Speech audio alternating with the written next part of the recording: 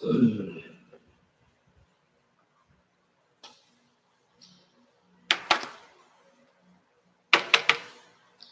afternoon.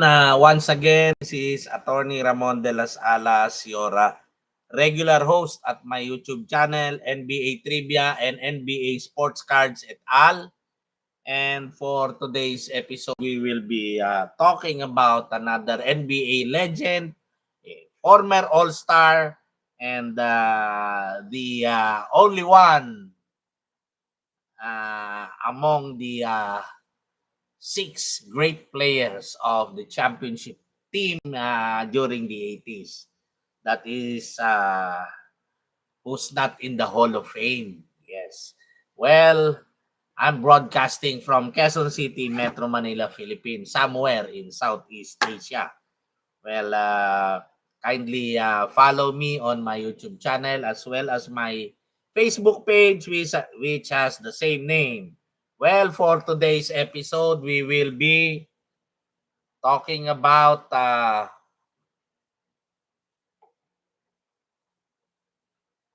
let's talk about Andrew Toney. Actually, this is not the rookie card of Andrew Toney, as he has an earlier card from the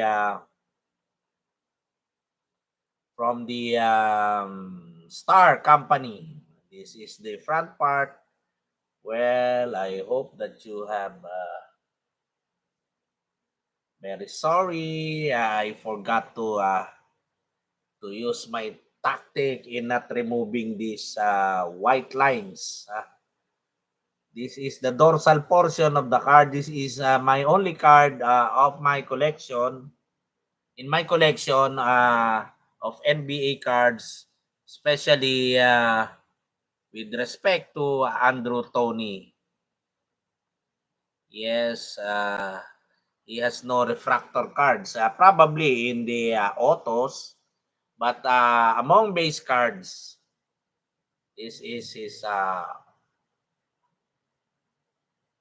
only card which is worth mentioning. Well, Andrew Toney, nicknamed the Boston Strangler, was a 6'3" guard from southwestern Louisiana. He was born last November 23, 1957 in Birmingham, Alabama in the United States of America.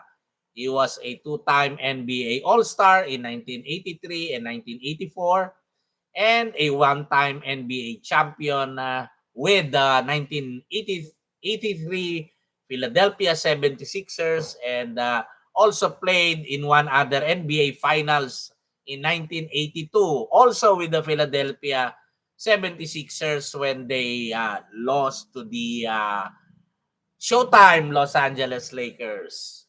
His best season was in 1983-84 with the Philadelphia 76ers before he suffered multiple injuries that forced his retirement. He averaged 20.4 points per game during his best season, 2.5 rebounds, 4.8 assists per game, 0.9 steals per game, while shooting 52.7% from the field. Yes, and 83.9 from the charity stripe. That is Andrew Toney, nicknamed the Boston Strangler. Well, yeah, that was given to him by the Boston sports writers because he was one of the reasons why they were able to eliminate the Boston Celtics, especially in Game 7 of the 1982 Eastern Conference Finals. Yes, he was the 8th overall pick by the Philadelphia 76ers in the 1980 NBA draft. Yeah, yes, he was a first rounder. He weighed around the 180 pounds during his playing career. That is Andrew Toney. He was inducted into the Philadelphia Sports Hall of Fame. Well, according to Danny Ainge, uh, which player was he worried about the most come playoff time? It was Andrew Toney, not Magic. Not Magic Johnson, the great one. Not Dr. Julius Erving. It was Andrew Toney. According to Charles Barkley, Andrew Toney was the best player he ever played with. According to Larry Bird, Andrew Toney was one of the two shooting guards of whom he was most afraid. Well, of course, the other one was the his Ernest, Michael Jordan. Yes, Andrew Toney. And, I'm very sorry, my camera. Well, there is a reflection. We will try to erase that or remedy that. Oh, the color now dimmed. This is my only card of Andrew Toney. Well, there are other cards of Andrew Toney, and that was those were the star cards released in 1983, 84, and 85. Because I think, oh yes, 83, 84, 85. Andrew Toney was drafted in the was drafted last 1981. Yes, that's the card of Andrew Toney. I cannot. Well, yes, that is the best we can do so far. I will be trying to remedy uh, this camera later on. Well, that is all for this episode on Andrew Toney. Let's talk about another as an additional piece of trivia. Well, let's talk about John or Dr. Jack Ramsey, the coach of the Portland Trail Blazers when they won the 1977 NBA championship. He was born last February 21, 1925 in Philadelphia, Pennsylvania, USA. And he died last April 28, 2014 at the age of 89. Well, he was listed at 6'1" and weighed around 180 pounds. During his playing career, he played mostly at guard and played with the Harrisburg Senators of the Eastern Professional Basketball League, as well as the Sunbury Mercuries from 1951 to 55. Well, and he started his coaching career at St. Joseph's. As a player, he was a two-time All EPBL first team in 1952 and 1955, and two-time All EPBL second team in 1951 and 1953. He was an inaugural inductee at the College Basketball Hall of Fame in 2006 and was also a Basketball Hall of Famer and a Naismith Basketball Hall of Famer.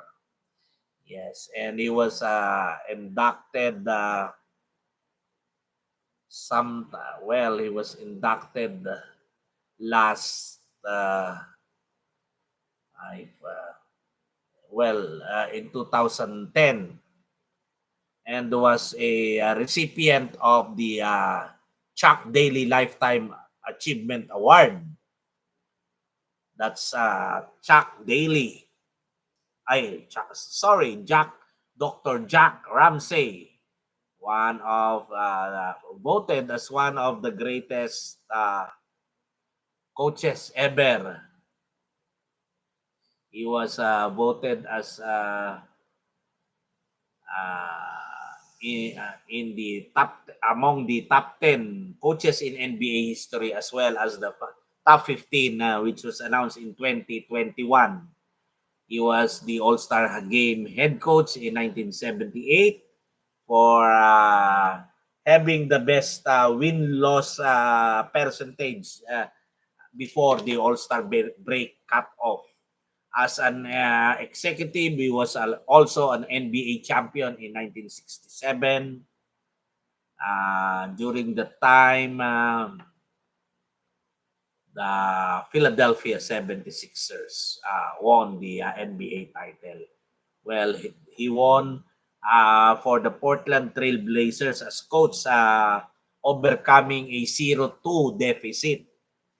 They lost the first two games and won the next four, with the great big redhead spearheading the charge, Bill Walton. After coaching the Blazers, he uh, he went back. He transferred to the Indiana Pacers and eventually retired. He started at St. Joseph, then to the Philadelphia 76ers, then the Buffalo Braves, and then the Portland Trail Blazers, ironically defeating his former team in the playoffs. Yes, that's Dr. Jack Ramsey. Well, as additional trivia for today, let's talk about the top five. Top five NBA teams with the most all-time playoff wins. Leading is the Los Angeles Lakers with 467. The Boston Celtics with only 423 playoff wins. The Sixers, third, Philadelphia Sixers, uh, is third with 251 playoff wins. All time, this is all time. Fourth is the San Antonio Spurs, and fifth is the Golden State Warriors.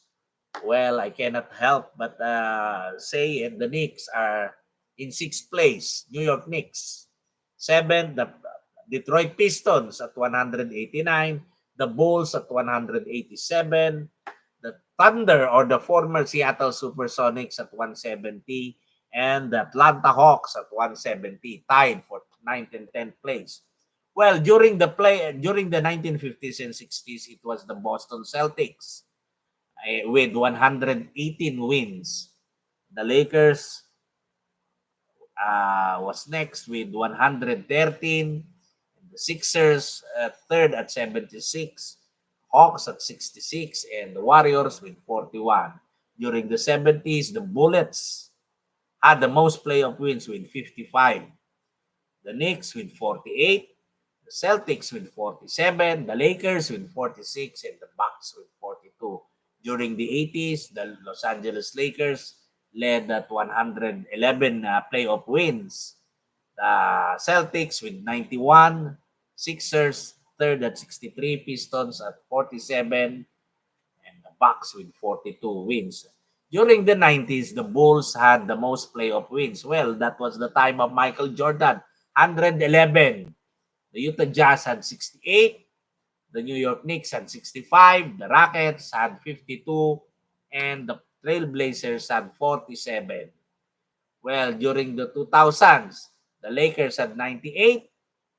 The Spurs had 83. The Pistons had 73. The Mavericks had 47. And the Nets had 43. Well, the Lakers had 98 wins because they made the three-peat. They were able to perform the three-peat. During the 2010s, it was the Warriors, the dynasty of the Warriors, with the three titles then. With 86, the Spurs with 68, the Heat with 68.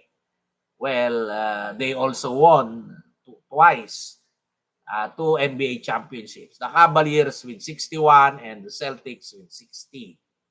Well, it's that the Celtics was the only team without an NBA title during the time.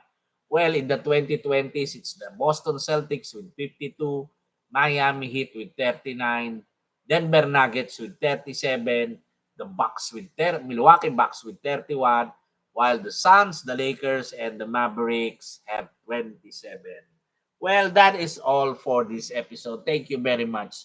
This is Attorney Ramon de las Alas saying goodbye once again. Take good care. More power to you. And may the force be with you as Jedi say goodbye to one another. I'll be producing more episodes. See you next episode. Goodbye and more power to us. Thank you very much. See you next episode. I'll be back.